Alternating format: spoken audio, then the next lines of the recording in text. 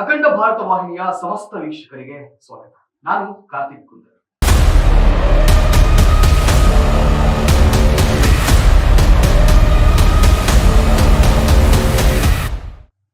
ನಾವೆಲ್ಲರೂ ಪುಣ್ಯವಂತರು. ನಮ್ಮ ಜೀವಿತಾವಧಿಯಲ್ಲಿ 144 ವರ್ಷಗಳಿಗೊಮ್ಮೆ ಆಗುವಂತಹ ಪವಿತ್ರವಾದ ಮಹಾಕುಂಭದ ಪರ್ವದಲ್ಲಿ ನಾವೆಲ್ಲರೂ ಕೂಡ ಅದಕ್ಕೆ ಸಾಕ್ಷಿಯಾಗ್ತೇವೆ. ಬಹುಶಃ ಇನ್ನೊಂದು ಮಹಾಕುಂಭವನ್ನ ನೋಡ್ಲಿಕ್ಕೆ ಈಗ ಬದುಕಿರುವ ಯಾರು ಕೂಡ ಇನ್ನೊಂದು ಮಹಾಕುಂಭವನ್ನ ನೋಡ್ಲಿಕ್ಕೆ ಸಾಧ್ಯವಿಲ್ಲ. ಅಂತಹ ಈ ಪವಿತ್ರ ಘಟ್ಟದಲ್ಲಿ ಈ ಸಂದರ್ಭದಲ್ಲಿ ಅನೇಕರಿಗೆ ಒಂದು ಪ್ರಶ್ನೆ ಅವರ ಮನಸ್ಸಿನಲ್ಲಿದೆ. ಏನಂತ ಹೇಳಿದ್ರೆ, ಅಘೋರಿಗಳಂದ್ರೆ ಯಾರು, ನಾಗ ಸನ್ಯಾಸಿ ಅಂದ್ರೆ ಯಾರು? ಸೊ ನಾಗ ಸನ್ಯಾಸಿಗಳು ಬೇರೆಯೇ, ಅಘೋರಿಗಳು ಬೇರೆಯಾ ಅನ್ನುವಂತಹ ಇಂಥ ಅನೇಕ ಜಿಜ್ಞಾಸೆಗಳಿವೆ. ಅದರಲ್ಲಿ ಅಘೋರಿಗಳು ಅಂದ್ರೆ ಯಾರು ಅಂತ ಹೇಳುವಂತ ಪ್ರಯತ್ನವನ್ನ ನಾವಿದೀಗ ಮಾಡ್ತೇವೆ ಅಷ್ಟೇ.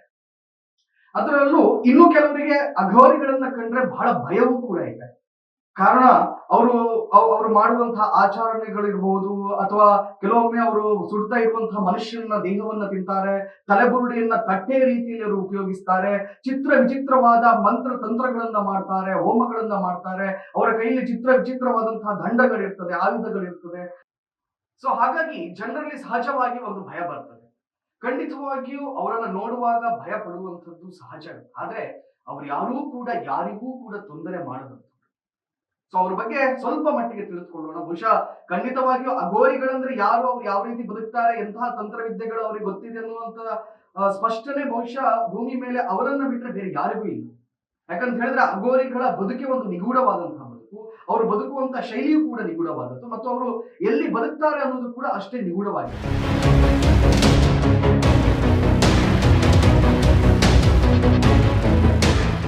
ಸೊ ಒಟ್ಟಾರೆಯಾಗಿ ಹೇಳುವುದಾದ್ರೆ ನಾಗ ಮತ್ತು ಅಘೋರಿಗಳು ಬೇರೆ.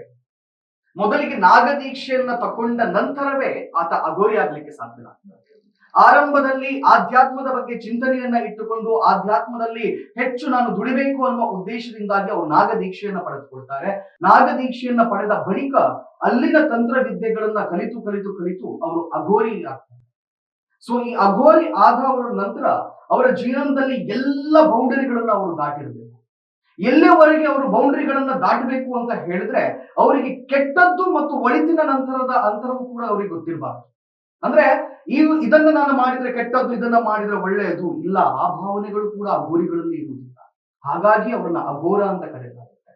ಅವರಿಗೆ ಯಾವುದೇ ರೀತಿಯಾದಂತಹ ಮಡಿ ಅಥವಾ ಮೈಲಿಗೆಗಳು ಇರುವುದಿಲ್ಲ. ಮೈಲಿಗೆಗಳು ಕೆಟ್ಟದ್ದು ಒಳ್ಳೆಯದು ಬಿಡಿ, ಸಾವು ಮತ್ತು ಬದುಕಿನ ವ್ಯತ್ಯಾಸವೂ ಕೂಡ ಅವರಿಗೆ ಇರುವುದಿಲ್ಲ. ಸೊ ಈಗ ಅಘೋರಿಯ ಒಬ್ಬನ ಹತ್ರ ಹೋಗಿ ಕೇಳಿದ್ರೆ ನೀನ್ ಅಪ್ಪನಿಗೆ ಬದುಕಿದ್ಯಾ ಅಥವಾ ಸತ್ತಿದ್ಯಾ ಅಂತ ಕೇಳಿದ್ರೆ ಬಹುಶಃ ಅವ್ರ ಹತ್ರ ಸಾವು ಸತ್ತಿದ್ದೇನೆ ಅಂತ ಬದುಕಬಹುದು. ಆ ರೀತಿಯಲ್ಲಿ ಬದುಕುವವರು ಅಘೋರಿಗಳು. ಅದಲ್ಲದೆ ಸತ್ತ ಆತ್ಮಗಳ ಜೊತೆಯಲ್ಲೂ ಅವರು ಕೂಡ ಕೆಲವೊಮ್ಮೆ ಸಂವಹನವನ್ನ ನಡೆಸುವುದರಿಂದಾಗಿ ಮತ್ತು ಆ ಆತ್ಮಗಳನ್ನ ಮತ್ತೊಂದು ರೀತಿಯಲ್ಲಿ ಉಪಯೋಗಿಸಿಕೊಂಡು ಅವರ ತಂತ್ರವಿದ್ಯೆಗಳಲ್ಲಿ ಬಳಸಿಕೊಳ್ಳುವುದರಿಂದಾಗಿ ಅವರಿಗೆ ಸಾವು ಮತ್ತು ಬದುಕಿನ ನಡುವಿನ ವ್ಯತ್ಯಾಸವೂ ಕೂಡ ತಿಳಿದಿರುವುದಿಲ್ಲ. ಅವರೆಲ್ಲರೂ ಕೂಡ ಪರಮ ಶಿವಭಕ್ತರಾಗಿರ್ತಾರೆ. ಇಡೀ ಪ್ರಪಂಚವೇ ಶಿವನಿಂದ ನಡೆಯುತ್ತೆ. ಅಷ್ಟು ಮಾತ್ರ ಅಲ್ಲ, ಪ್ರತಿಯೊಬ್ಬನ ಒಳಗೂ ದೇವರ ಅಂಶ ಇರುತ್ತೆ. ಆದ್ರೆ ಮನುಷ್ಯನ ಕಾಮ, ಕ್ರೋಧ, ಮದ, ಮತ್ಸರ, ದುರಾಸೆ, ಭಯ, ಗೀಳುಗಳು ಮತ್ತು ಎಲ್ಲವನ್ನ ಕೂಡ ತನ್ನಿಂದಲೇ ಆಗ್ತಾ ಇದೆ ಅನ್ನುವಂತಹ ಆ ಮನುಷ್ಯನ ಗುಣ ಏನಿದೆ, ಆ ಗುಣಗಳು ಆ ದೇಹವನ್ನ, ಆ ಆತ್ಮವನ್ನ ತನಗೆ ಬೇಕಾದಂತೆ ಆಡಿಸ್ತದೆ. ಹೀಗಾಗಿ ಅಘೋರಿಗಳು ಇವೆಲ್ಲವನ್ನ ಕೂಡ ತೊರೆದು ಅವರು ನಿರ್ವಾಣರಾಗಿ ಬದುಕ್ತಾ ಇರ್ತಾರೆ. ನೀವು ಅಘೋರಿಗಳ ಎದುರಿಗೆ ಹೋಗಿ ಯಾವುದೇ ರೀತಿಯಾಗಿ ಅವರಿಗೆ ಬೈರಿ ಅಥವಾ ಏನೇ ಮಾಡಿ ಅವರಿಗೆ ಸಿಟ್ಟು ಬರುವುದಿಲ್ಲ. ಆದ್ರೆ ಇತ್ತೀಚೆಗೆ ಕೆಲವು ವಿಡಿಯೋಗಳನ್ನ ನೀವು ನೋಡಿರಬಹುದು. ಕೆಲವರಿಗೆ ಅಘೋರಿಗಳು ಹೊಡೆಯುವಂತದ್ದಾಗಿರ್ಬಹುದು, ಅಥವಾ ಕೆಲವರಿಗೆ ನಾಗ ಸನ್ಯಾಸಿಗಳು ಬೈಯುವಂತದ್ದಾಗಿರ್ಬಹುದು. ಇದು ಯಾವ ಕಾರಣಕ್ಕೆ ಅಂತ ಹೇಳಿದ್ರೆ, ನಿಜವಾಗಿ ಕುಂಭಮೇಳ ಅಂತ ಇರುವುದು ನಮ್ಮಂತ ಸಾಮಾನ್ಯರಿಗೆ ಹೋಗ್ಲಿಕ್ಕಲ್ಲ. ಕುಂಭಮೇಳ ಇರುವುದು ನಾಗ ಸಾಧುಗಳು ಬಂದು ಗಂಗೆಯಲ್ಲಿದ್ದಂತ ಪಾಪವನ್ನ ತೊಳೆಯಲಿಕ್ಕೋಸ್ಕರ ನಾಗ ಸನ್ಯಾಸಿಗಳು ಅಥವಾ ಬೇರೆ ಬೇರೆ ಸಾಧುಗಳು ಬಂದು ಸ್ನಾನ ಮಾಡ್ಲಿಕ್ಕೆ. ಇಂತಹ ಸಂದರ್ಭದಲ್ಲಿ ನಾವು ಹೋಗಿ ಅವರಿಗೆ ಪದೇ ಪದೇ ಹಿಂಸೆಯನ್ನ ಕೊಟ್ರೆ, ಇಡೀ 12 ವರ್ಷಗಳ ಕಾಲ ಏಕಾಂತದಲ್ಲಿ ಬದುಕಿದಂತಹ ಆ ನಾಗ ಸಾಧುಗಳಿಗೆ ಅಥವಾ ಅಘೋರಿಗಳಿಗೆ ನಾವು ಪದೇ ಪದೇ ಹೋಗಿ ಹಿಂಸೆಯನ್ನ ಕೊಟ್ಟಾಗ, ಅವರನ್ನ ಕೆಣಕಿದಾಗ, ಅಥವಾ ನಮ್ಮಲ್ಲಿರುವಂತಹ ಔರ ಏನಂತ ನಾವು ಕರಿತೇವೆ ಅದು ಅತಿಯಾಗಿ ನೆಗೆಟಿವ್ ಆಗಿದ್ರೆ ಆಗ ಅವರಿಗೆ ಖಂಡಿತವಾಗಿ ಸಿಟ್ಟು ಬರ್ತದೆ. ಅವರು ಏನಾದ್ರೂ ಮಾಡುವಂತ ಅಟ್ಲೀಸ್ಟ್ ನಮ್ಮನ್ನ ದೂರ ಕಳಿಸ್ಲಿಕ್ಕೋಸ್ಕರ ಆದ್ರೂ ಅವರು ಪ್ರಯತ್ನಿಸ್ತಾರೆ. ಆದ್ರೆ ಅಘೋರಿಗಳಿಗೆ ಅದು ಕೂಡ ಬರುವುದು.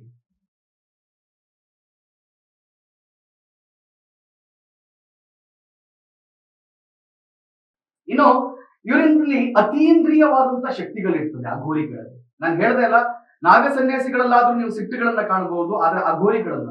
ಇವರಲ್ಲಿ ಅತೀಂದ್ರಿಯವಾದಂತಹ ಶಕ್ತಿಗಳಿರ್ತದೆ, ಆದ್ರೆ ಯಾವತ್ತೂ ಕೂಡ ಇದನ್ನ ಕೆಟ್ಟದಾಗಿ ಅವ್ರು ಬಳಸ್ಕೊಳ್ಳುವುದಿಲ್ಲ. ಆದ್ರೆ ನೀವು ಹೇಳ್ಬೋದು ಅವರು ಸುಟ್ಟ ಹೆಣವನ್ನ ತಿಂತಾರಲ್ಲ, ಅದು ಹೇಗೆ ಅಂತ ಹೇಳಿ. ಅದು ಅವರ ತಂತ್ರವಿದ್ಯೆಯ ಕೆಲವು ಕ್ರಮಗಳಾಗಿರ್ತದೆ. ಕಾರಣ ಅವರು ಯಾವ ರೀತಿಯ ಹೆಣಗಳನ್ನ ತಿಂತಾರೆ ಅಂತ ಹೇಳಿದ್ರೆ, ನೀವು ಯಾವುದೋ ಒಂದು ಹೆಣವನ್ನ ಸುಟ್ಟಿದ್ರೆ ಅದನ್ನ ಹೋಗಿ ತಿನ್ನಲ್ಲ. ಬದಲಿಗೆ ಯಾವ ಹೆಣ ಮೋಕ್ಷದ ಹಾದಿಯಲ್ಲಿ, ಯಾವ ಹೆಣ ಮೋಕ್ಷವನ್ನ ಪಡೆದುಕೊಂಡಿದೆಯೋ ಆ ಹೆಣದ ಮಾಂಸವನ್ನ ಮಾತ್ರ ಅವರು ತಿಂತಾರೆ ಅಂತ ಅನೇಕ ಕಡೆಗಳಲ್ಲಿ ಉಲ್ಲೇಖ ಇದೆ. ಉಳಿದ ಹೆಣಗಳನ್ನ, ಕಾಮನೆಗಳನ್ನ ಇಟ್ಟುಕೊಂಡೇ ಸತ್ತಂತ ಹೆಣಗಳನ್ನ ಅವರು ಕಾಲಿನಲ್ಲಿ ಆಚೆ ತೊಗೆದು ಮುಂದೆ ಸಾಕ್ತಾರೆ ಅನ್ನುವಂತಹ ಮಾತುಗಳು ಕೂಡ ಇದೆ. ಅದರ ಜೊತೆಯಲ್ಲೇ ಇನ್ನೊಂದು ಎಲ್ಲರಿಗೆ ಅಚ್ಚರಿಪಡಿಸುವಂತಹ ವಿಚಾರ, ಶವ ಸಂಭೋಗವನ್ನ ಮಾಡ್ತಾರಲ್ಲ ಅಘೋರಿಗಳು, ಇದು ಸರಿಯೇ ಅಂತ. ಈಗಾಗಲೇ ಹೇಳಿದಾಗೆ ಅವರಿಗೆ ಕೆಟ್ಟದ್ದು ಇಲ್ಲ, ಒಳ್ಳೆಯದು ಇಲ್ಲ, ಎಲ್ಲವೂ ಕೂಡ ಶಿವಮಯ ಆಗಿರ್ತದೆ. ಈ ಸಂದರ್ಭದಲ್ಲಿ ಇನ್ ಕೇಸ್ ಆಫ್ ಬದುಕಿರುವ ಮನುಷ್ಯ ಶವದ ಮನುಷ್ಯನೊಟ್ಟಿಗೆ, ಅದರ ಸತ್ತಿರುವವನ ಒಟ್ಟಿಗೆ ಆತ ಒಂದಾದ್ರೆ ಏನಾಗ್ತದೆ, ಅಥವಾ ಅದರಲ್ಲಿ ಇರುವಂತಹ ಬೇರೆ ಬೇರೆ ಆಗಿರ್ತಕ್ಕಂಥ ಪ್ರಕ್ರಿಯೆಗಳೇನಿದೆ ಅದನ್ನ ಮಾತ್ರ ಅವ್ರು ನಡೆಸ್ತಾರೆ ಅಷ್ಟೇ.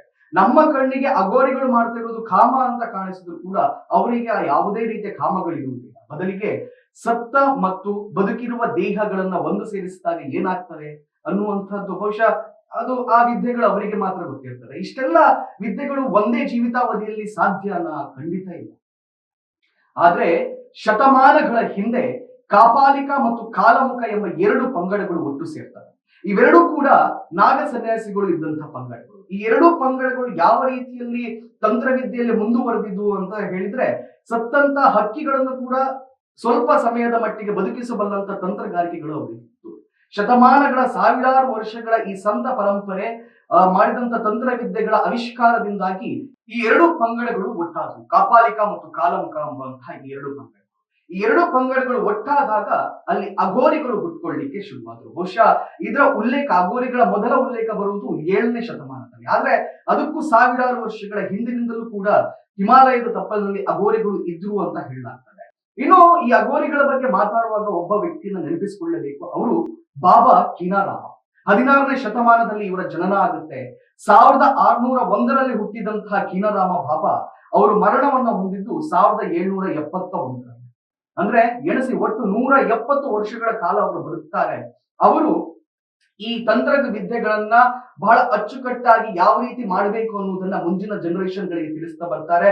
ಇಂದಿಗೂ ಕೂಡ ನೀವು ಹಿಮಾಲಯದ ಕೆಲವು ತಪ್ಪಲುಗಳಲ್ಲಿ ಕೀನರಾಮನ ಪ್ರತಿಮೆಗಳನ್ನ ನೀವು ನೋಡಬಹುದು. ಆ ಕೀನರಾಮರು ಆ 170 ವರ್ಷಗಳ ಅವರ ಸುದೀರ್ಘ ಜೀವನದ ನಂತರ ಅವರು ಏನು ಜೀವಂತ ಸಮಾಧಿ ಆಗ್ತಾರೆ, ಅದಕ್ಕೂ ಮೊದಲಿಗೆ ದೇಶ ಪೂರ್ತಿ ಸಂಚರಿಸಿ ಅಘೋರಿಗಳಂದ್ರೆ ಏನು, ಅಘೋರಿಗಳು ಯಾವ ರೀತಿ ಬದುಕಬೇಕು, ಅಘೋರಿಗಳಿಗೆ ಗೊತ್ತಿರಬೇಕಾದಂತ ತಂತ್ರವಿದ್ಯೆಗಳೇನು, ಮತ್ತು ಬಳುವಳಿಯಾಗಿ ಬಂದಿದ್ದಂತ ಸಾವಿರಾರು ವರ್ಷಗಳ ತಂತ್ರವಿದ್ಯೆಯನ್ನ ಬಹಳ ಸ್ಪಷ್ಟವಾಗಿ, ಸ್ವಚ್ಛಂದವಾಗಿ ಒಂದು ಆಯಕಟ್ಟಿನಲ್ಲಿ ಅಘೋರಿಗಳಿಗೆ ಕಲಿಸಿದವರೇ ಕೀನಾರಾಮರು. ಅದಾದ ನಂತರ ಅಘೋರಿ ಪಂಥ ಇವತ್ತಿಗೂ ಕೂಡ ನಡೆದುಕೊಂಡು ಬಂದಿದೆ. ಕಡೆಯದಾಗಿ ಹೇಳೋದೇನಂತ ಹೇಳಿದ್ರೆ, ಅನೇಕ ಜನರು ಇತ್ತೀಚೆಗೆ ಕುರಿಗಳಾಗ್ತಾ ಇದ್ದಾರೆ. ಯಾವ ರೀತಿ ಅಂತ ಹೇಳಿದ್ರೆ, ಇಲ್ಲೆಲ್ಲ ಒಂದು ಜ್ಯೋತಿಷ್ಯಾಲಯಗಳಿರುತ್ತೆ, ನಾವು ಅಘೋರ ವಿದ್ಯೆಯನ್ನ ಕಲಿತು ಬಂದಿದ್ದೇವೆ ಅಂತ ಹೇಳಿ ಬೋರ್ಡ್ ಹಾಕೊಳ್ತಾರೆ. ಜನರ ಹತ್ರ ಸಾವಿರ ರೂಪಾಯಿ ಹಣಗಳನ್ನ ವಸೂಲಿ ಮಾಡ್ತಾರೆ. ಖಂಡಿತವಾಗಿ ಅಂತವ್ರನ್ನ ನಂಬೇಡಿ, ಅವ್ರು ಯಾರೂ ಕೂಡ ಅಘೋರಿಗಳಲ್ಲ. ಅಘೋರ ವ್ಯಕ್ತಿಗಳು ಯಾವತ್ತಿಗೂ ಕೂಡ ದುಡ್ಡಿನ ಹಿಂದೆ ಹೋಗುವಂತವ್ರಲ್ಲ. ಅವರು ಯಾರಿಗೆ ತೊಂದರೆಯನ್ನು ಕೂಡ ಮಾಡುವಂತವ್ರಲ್ಲ. ಕೇವಲ ಅವರ ತಂತ್ರವಿದ್ಯೆಯನ್ನ ಅವರು ಕಲಿತಾ ಇರ್ತಾರೆ. ಇನ್ ಕೇಸ್ ಆಫ್ ಯಾರಿಗಾದ್ರೂ ಹೆಲ್ಪ್ ಮಾಡಬೇಕು ಅಂತ ಅವ್ರಿಗೆ ಅನ್ಸಿದ್ರೆ ಅವ್ರು ಮಾಡ್ತಾರೆ ಅಷ್ಟೇ. ಇವಿಷ್ಟು ಅಘೋರಿಗಳ ಬಗ್ಗೆ. ಇನ್ನು ನಾಗ ಸನ್ಯಾಸಿಗಳ ಬಗ್ಗೆ ಮುಂದಿನ ಎಪಿಸೋಡ್ ನಲ್ಲಿ ತಿಳಿಸ್ತಾರೆ.